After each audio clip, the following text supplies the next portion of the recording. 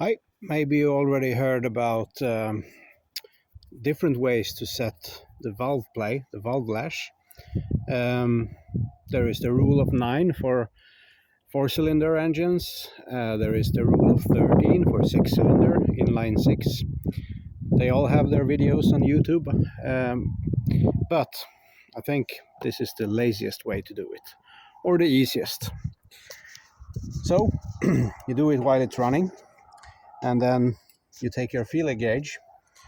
Let's find a valve here that is already loose, this one for example. So I have already done it right now, but I will show you on one of the valves. I didn't do it on this one. I'm going to show you on the video.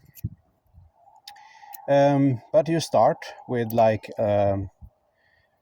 some kind of feeler gauge, like 0.5 here.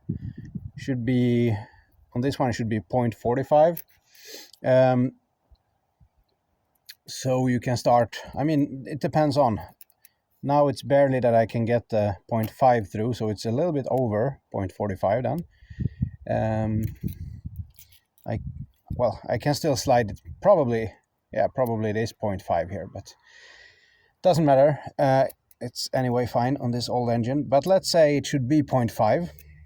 Here you have a 0.5 feeler gauge and you can get it through. Okay, then you know that it is 0.5 or larger. So you just try with a bigger and bigger feeler gauge until you can't get it through. While the motor is running, the rocker arm is going to jump. So of course, I mean, it doesn't matter to lay your arm over here. There is no rotating parts, just up and down. Of course, you can pinch your fingers and so on. So try to be a little bit out of the way. Also, it will bend your feeler gauge if you are holding it too close like this. So try to hold it from a distance and try to push it in between when the motor is running. If you can get it through, okay, then the valve play is larger than what it says on the feeler gauge. And if you can't get it through, or, well, of course, you will be able, let's say it would be 0.45 here now, and then I would be able to push the 0.5 through, but it would be kind of stuck there, and then I will also hear a difference in the sound of the engine. There's going to be a different rhythm, because of course it's going to misfire a little bit on that cylinder.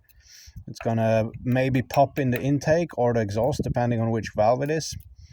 So you'll hear a sound difference, and then you know, okay, then you have pushed in too big of a feeler gauge.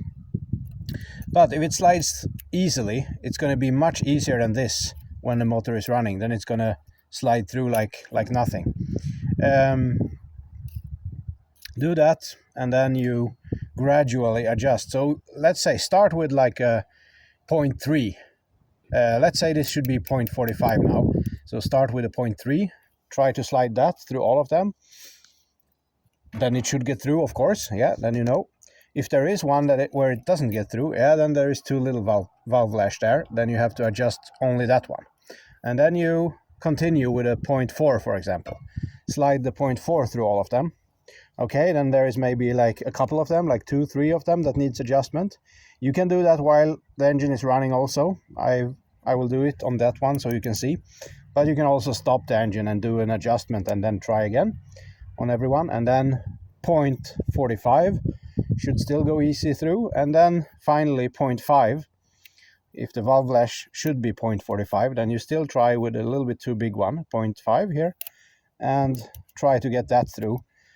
And now that one should go a little bit difficult through, and I mean, you should be able to push it through when the motor is running, but you should also hear a difference in the in the sound or in the rhythm of the engine on that valve. Okay, let's try this then.